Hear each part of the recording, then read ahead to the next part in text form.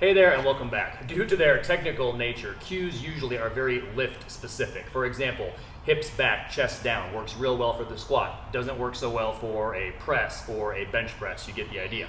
Now, there are exceptions to that. Not too long ago we made a video, we'll link to it below, about the idea of a positive cue versus a negative cue. I'm not going to give it away, but that concept, it's not really a cue, but it's a type of cue. But that concept applies to all lifts.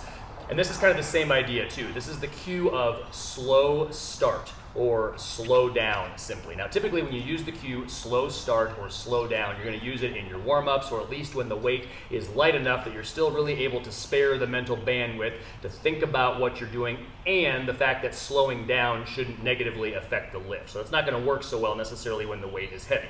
Let me give you an example.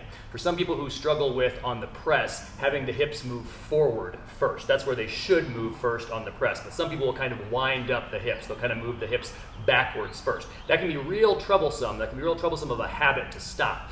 If you simply tell yourself, slow down or slow start, you can slowly force your hips to go forward and resist the urge to have your hips go back.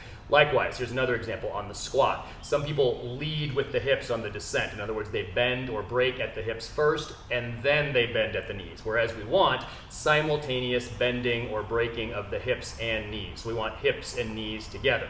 If you break at the hips first, you can simply tell yourself, slow start or slow down. That will give you the time to focus those first couple inches of descent on making your knees go forward and out at the same time that your hips go backwards. On the clean, you want to make sure that that bar brushes your thighs, that it touches your thighs at that jumping position, that mid-thigh position. And so when we teach it, and you can always do this when you're practicing this, if you have to kind of go back a couple steps in the teaching progression or in the learning progression, but when we teach it, we go slow because we have to learn to touch that point on the thighs every single time. It will be quick eventually. It has to be quick.